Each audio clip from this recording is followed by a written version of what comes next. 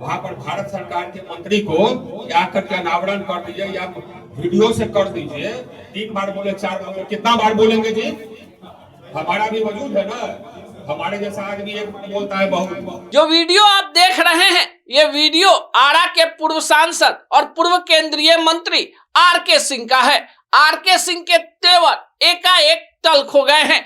R K. Singh समझ गए हैं कि बिहार के पॉलिटिक्स में, बीजेपी के पॉलिटिक्स में किस तरह से राजपूतों को दरकिनार किया जा रहा है। आपको आर.के. सिंह का एक और क्लिप दिखाते हैं जिसमें वे नई पार्टी बनाने तक की बात समर्थकों के बीच में कर रहे हैं। अलग पार्टी बनाए, इस पर आप लोग विचार कर रहे हैं, विचार करके बता रहे। तो वीडियो आपने देखा, लेकिन हम आज आपसे चर्चा करेंगे बिहार की पॉलिटिक्स में राजपूतों की। आपको बताएं कि नए जातीय जनगणना की बात करें तो बिहार में राजपूत मतदाता 3.5% के करीब है। लेकिन बिहार के विधानसभा और लोकसभा की सीटों की बात करें तो राजपूतों की धमक इस बार सबसे ज्यादा है। 2020 में लगभग 29 से ज्यादा राजपूत विधायक जीत कर आए, जिसमें 18 विधायक बीजेपी से हैं। अब ऐसे में यादवों के बाद बिहार विधानसभा में राजपूत विधायकों की तादाद सबसे ज्यादा है और उसमें भी बीजेपी के अंदर राजपूत विधायक सबसे ज्यादा। लेकिन आपको बताएं कि 2024 के लोकसभा चुनाव में बीजेपी के 2 बड़े कद के नेता चुनाव हार गए, औरंगाबाद से सुशील सिंह और आरा से आर.के. सिंह। अब इसका ठिकरा पवन सिंह पर फोड़ा गया, जो काराकाट में दूसरे नंबर पर रहे और उनके चलते उपेंद्र कुशवाहा चुनाव हार गए।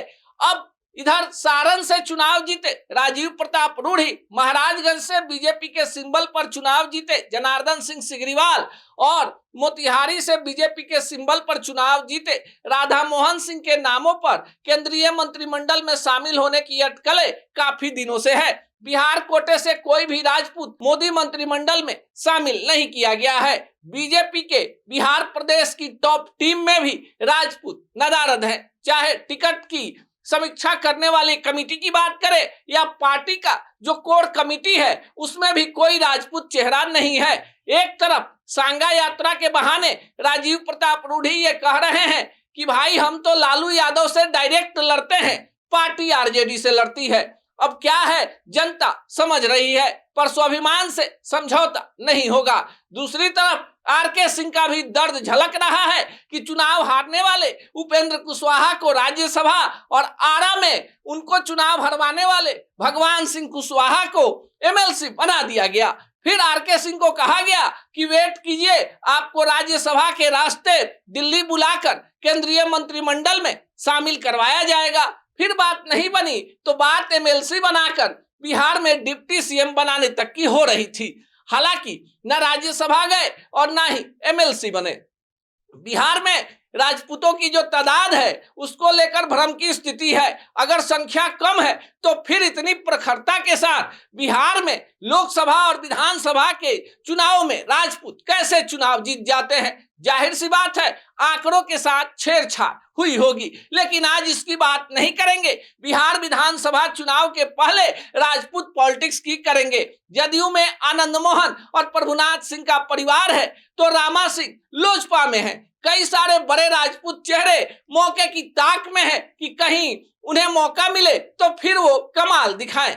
बिहार में कई ऐसे बड़े चेहरे हैं जो बीजेपी में हैं, पर बीजेपी में रहकर भी दरकिनार कर दिए गए हैं। ऐसे में 2025 के बिहार विधानसभा चुनाव में राजपूत वोटरों के सामने दुविधा की स्थिति उत्पन्न हो गई है कि आखिर बीजेपी में है तो फिर बीजेपी सम्मान क्यों नहीं दे रही है। चलते चलते फिर से आर.के. सिंह का एक और बयान आपको सुनवा देते हैं जिसमें उनके तल्ख तेवर साफ दिखाई दे रहे हैं। आज फिर हम हार गए, कोई और जीत गए, लेकिन हम कहते रह गए।